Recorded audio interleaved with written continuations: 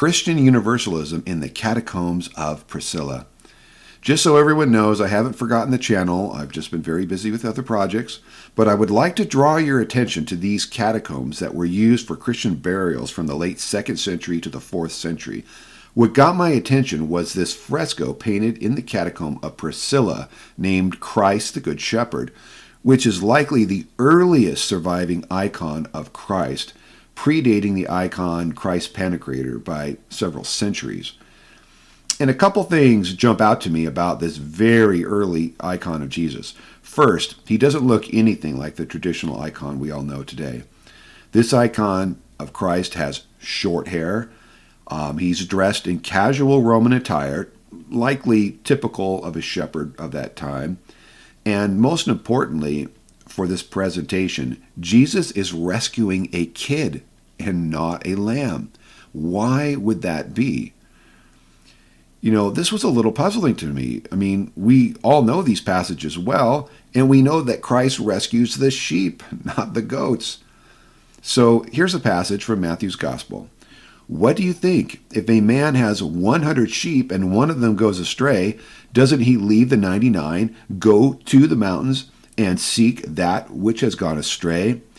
If he finds it, most certainly I tell you, he rejoices over it more than over the 99 which have not gone astray. Even so, it is not the will of your Father who is in heaven that one of these little ones should perish. Matthew 18. So why in the world did these early Christians depict Jesus rescuing a kid and not a lamb? There are actually two clues in this passage that indicate Jesus was actually speaking of a lost goat and not a lost sheep. The first clue is, which we don't see in our modern translations, is that the word translated as sheep actually does not specifically refer to sheep. Rather, it is the Greek word probaton, which per Thayer's Greek lexicon means properly any four-footed animal, tame animal accustomed to graze, small cattle as opposed to large cattle, horses, etc. Most commonly a sheep or a goat, but especially a sheep.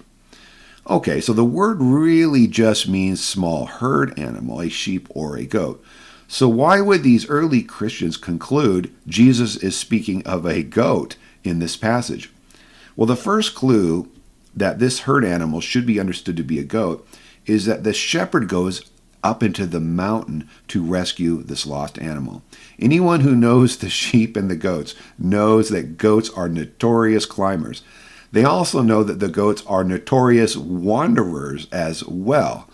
Hence, we know from the context of the passage that Jesus is likely rescuing a kid and not a lamb, as wandering up into the mountains would be typical behavior for a goat, but not so much for a sheep. So much of the biases that we have in the church today that inform our theology didn't exist in the early Christian church. Goats were understood to be very valuable animals, which they are. So we could simply translate this passage to read, what do you think? If a man has 100 small herd animals and one of them goes astray, doesn't he leave the 99 and go to the mountains and seek that which has gone astray? If he finds it, most certainly I tell you, he rejoices over it more than over the 99 which have not gone astray. Even so, it is not the will of your Father who is in heaven that one of these little ones should perish. And these early Christians believed that Jesus was speaking of a kid, not a lamb. And based on the context of this passage, I suspect they're correct. God bless you and thank you for listening.